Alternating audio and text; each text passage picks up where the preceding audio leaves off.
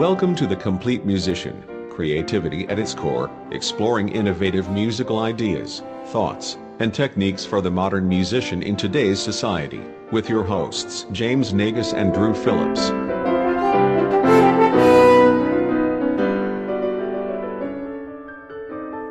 Hey everyone, welcome to another episode of The Complete Musician Podcast. I'm Drew. And I'm James. And we are continuing along our mini-series. That's me clapping. I don't know if it really came through. So we're continuing along some conceptual acquisition through creative practice, which is just our... A fancy title. Yeah, that sounds like a thesis. It does. Like, it needs more like name, colon, indent, next line, the rest of that sentence. Way too many big words, and then that's right. And I mean, all of this is just our like really complicated way of saying how to get better by using creative practice. Perfect.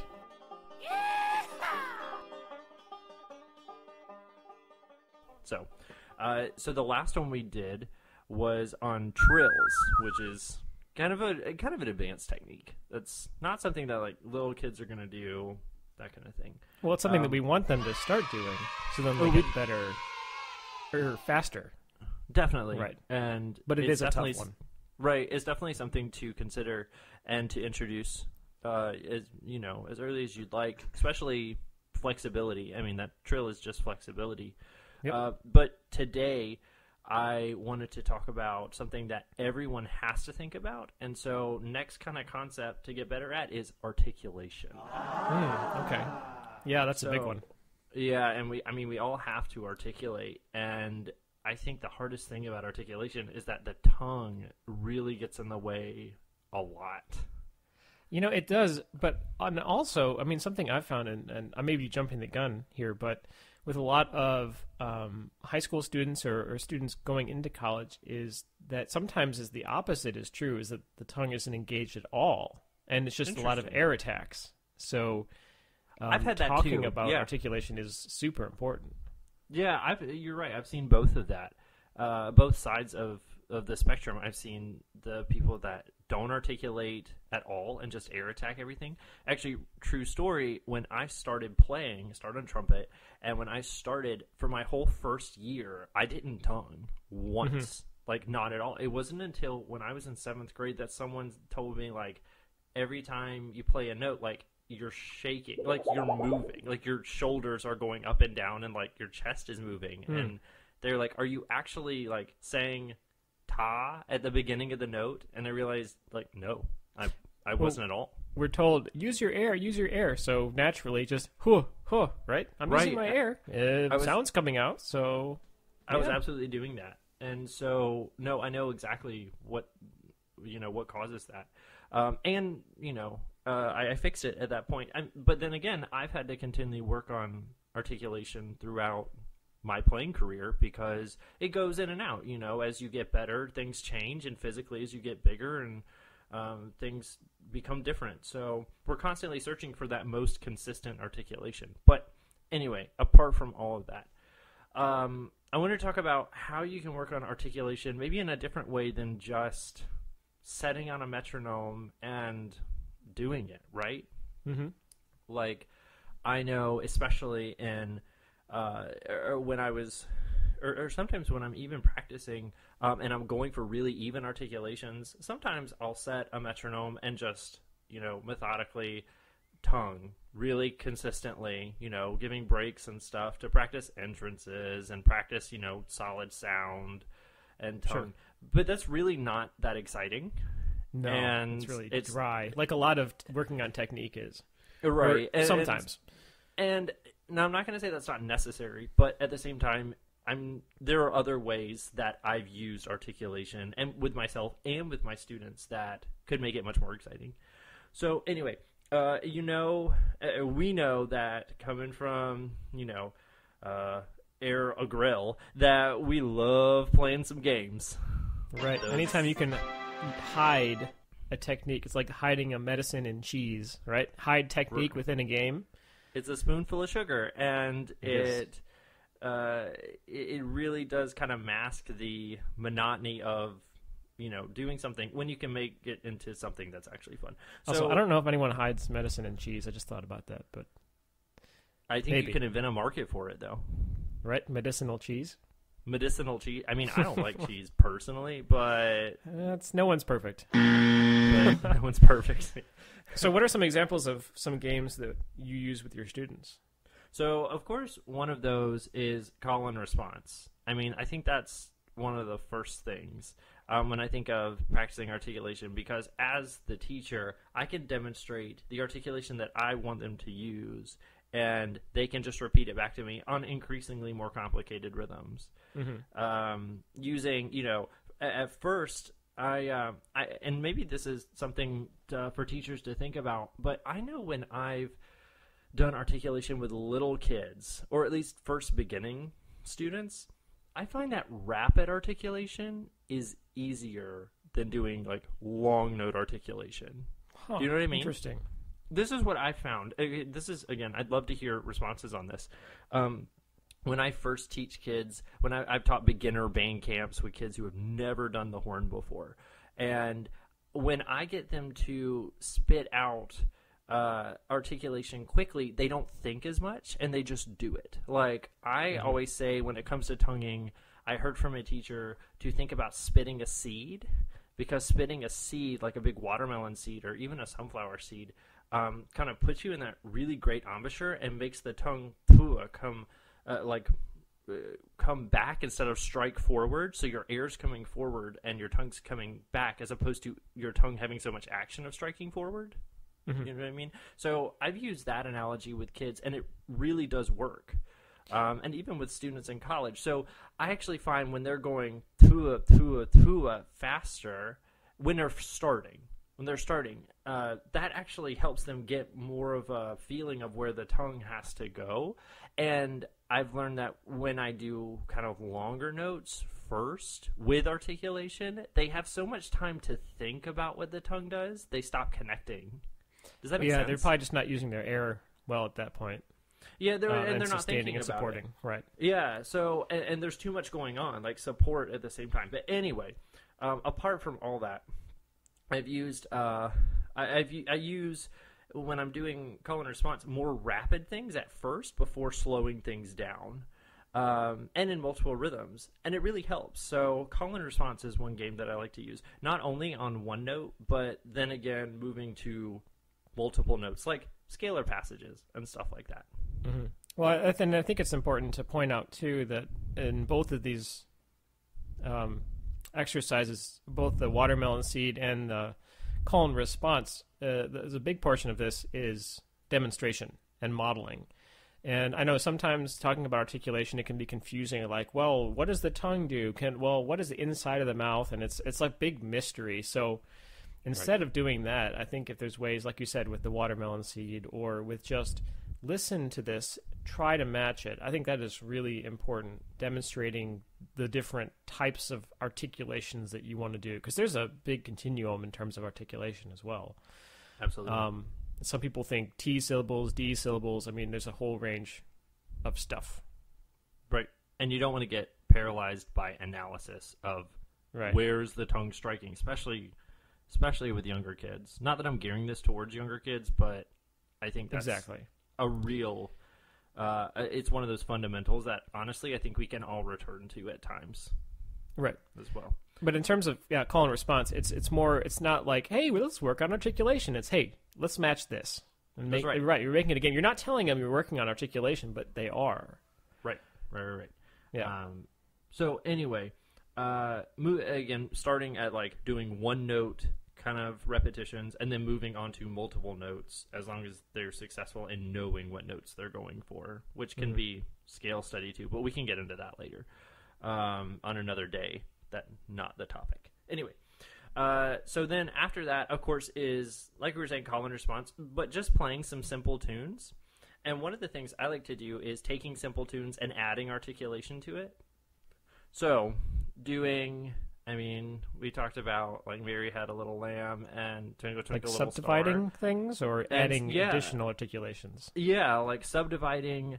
subdividing down even further into, I mean, you can introduce complex rhythms when you're doing these things. I mean, of course, we can take the normal Mary Had a Little Lamb and separate those quarter notes of the melody into just eighth notes, into 16th notes, into triplets. You can even get into cool things like 16th, 8th, 16ths, like da da da da da da da da da da. Cool, like syncopated kind of rhythms and rhythms that everyone has problems with. Right, and even, I mean, it could be really cool introducing those rhythms. Because that's not normally things they're going to see, but they can at least get it in their heads. Then maybe afterwards you can even get a little bit like on paper, since we're doing a lot of things orally, or talking about doing things orally, and show them this is what you played. So when you have this rhythm, like in music later on in life, you'll know exactly what to do with it.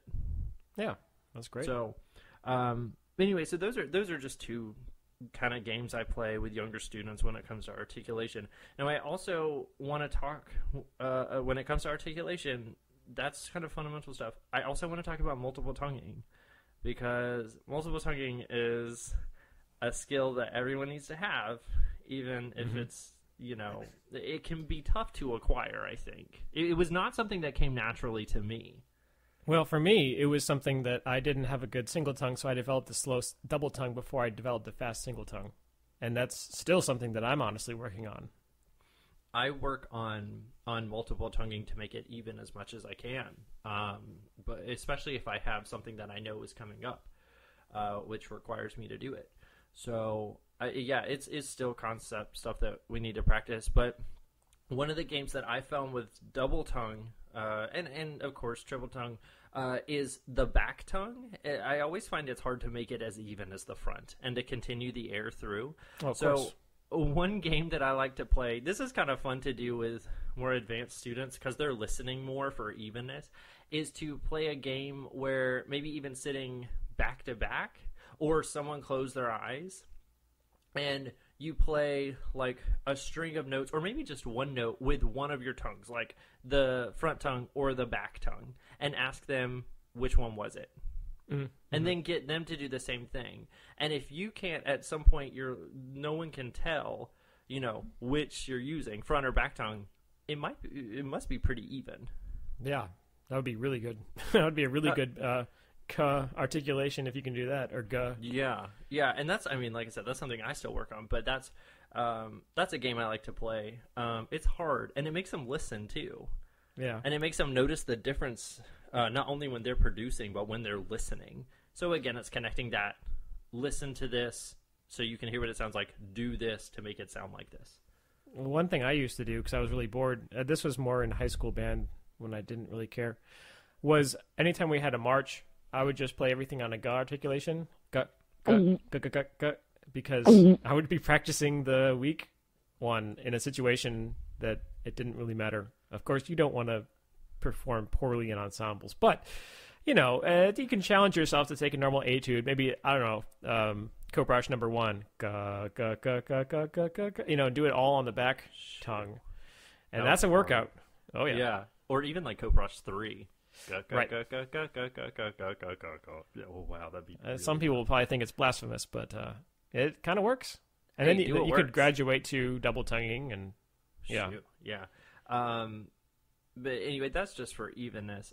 And funny story, I did the exact same thing when I was in high school band. One day, or maybe for a few days, I just played everything on the back tongue just to see if I could notice a difference. I totally did. Yeah. Totally not as clean at all, and missing entrances. It was funny. But in the grand scheme of things, no one noticed or cared. No. Yeah, but it was a great way to utilize that and just isolate it. So maybe not on a Sousa march, but maybe on a King march, you can go ahead and do that. There you go. So taking that, the evenness of the tongues goes into connecting them. And so the next, of course, another game we can play is just taking, again, normal tunes and just subdividing up. You can also make games that I think is kind of fun and kind of brings out a little competitiveness with yourself.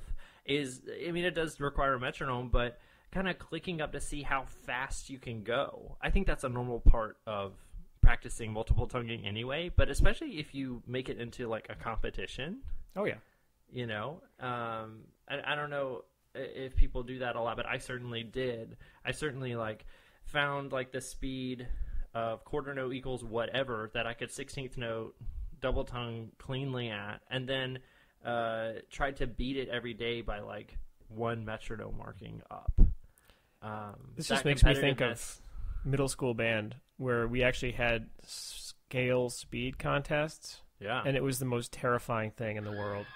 But you would go down the line, and whoever could play it fastest won. Wow, I don't know what kind of awful school you went to, but that was, it sounds terrifying. I did not have that. It wasn't the idea that was experience. bad. It was just the playing in front of everyone as a middle schooler was terrifying. That's actually, So- you know what? I found that middle schoolers, especially when they're young, they want to play. It's when we get older that we're like, ooh, no. Yeah, I wouldn't do that now. Yeah, no way. I would not sit in, you know, the symphony section and be like, all right, everyone, we're going to have a double tongue contest. Who can go the fastest? Right. But no, setting goals is great. You know, if you can equate it to like the trend in mobile games these days with like 1, 2, or 3 stars, you can set a certain tempo marking to 1 star, then 2 stars and 3 stars, and you know, every time you hit that goal, maybe you buy yourself a ice cream cone or something. Ooh, food reinforcement is the best kind of reinforcement. Absolutely. Pavlov would totally agree. Yeah, right. Yeah. So that's anyway. Those are just some kind of games that I like to play with myself, my students, to try and develop articulation, both single and multiple tongue. You can use again the goal of articulation metronome marking thing. You can use that on single tongue as well. It's not complicated, but those are just some ways. I'd love to hear more. Like, if people had ideas, that'd be cool to hear. But that's what I've got on this little bit of articulation. Yeah, So- sounds good. There's a whole lot of different creative ways. And a lot of the creative exercises we talk about can kind of feature a number of techniques. So, but yeah, like you said, if any of you listening out there have some activities that have really been successful for you, or if you found it motivated your students, let us know. We'd love to hear and share those as well. So next time we convene for our podcast, I'll have another technique and another set of kind of created activities that we can use to get better at some kind of concept or skill on the horn. But before we go, I want to talk about how it is the summer now, and you know, Baseball, hot dogs, baseball, suntans, hot dogs. Yeah, going to the beach. Yeah. If you've ever seen the beach. There aren't any around here. I guess not where you live. No. I always find it astounding that people haven't seen the beach or the ocean, but I guess I shouldn't. It just is weird to me. Anyway. Also, don't bring your horn to the beach if you go. Please, I don't want to see a picture of your horn on the beach. Just leave it at home. Besides, enjoy sand the beach. gets everywhere, and Sand is no the one worst. likes it. Ugh, it's everywhere. Anyway, so it's summertime now, and a long time ago, we did a podcast on summer chops. And if you're struggling to find things to practice this summer, you know, you may not have your local ensembles. If you're in school, you really don't have a lot of people to play with, and you're kind of stuck inside your house, but you want to stay in shape for your next school year, whether you have good rep coming up, you have auditions you're taking, Or you just want to be responsible. Or you just want to be a good person, like we tell all our students to be. Yeah. And keep playing over the summer. Go and look at our website, because we have a Summer Chops routine written out that's like day by day for, 2 weeks, right? It's a pretty big plan. Yeah. Yeah, and it's like the literal, amount of minutes you should spend on conceptual ideas and overtone series things and scale patterns, and then any kind of literature. We have all the minutes planned out. It's like a workout plan that you can use for the summer and gradually increase over time so that you continue playing, and it gives you days off. So Right. that's cool. And you can use it as a routine to get back in shape if you took time off, or you can feel free to use the same exercises to stay in shape during the whole time. Right. I mean, it's really designed for Like you said, there's two purposes. It's designed to get back into shape after the summer or through the summer as pure maintenance. And I think the website there is coremotohorn.com/downloads, but either way, if you just go to the Core Moto Horn website and then there's a link to downloads, it's pretty easy to find. Yeah, so go check out that content and go listen to our podcast where we talked about what we did to kind of formulate the summer chops and how to combat that. Anyway, well, that's all we've got for this week's podcast. Thanks for tuning in. If you have any questions, comments, or ideas, especially on this topic, feel free to email us or just to give us a comment below. Yeah, we'd love to hear what your summer plans are, or what you think about what we're talking about with creative activities, or simply a way for me to go to the beach and not get burned. And as the Beach Boys said, it's fun, fun, fun, till Daddy takes the tambourine away.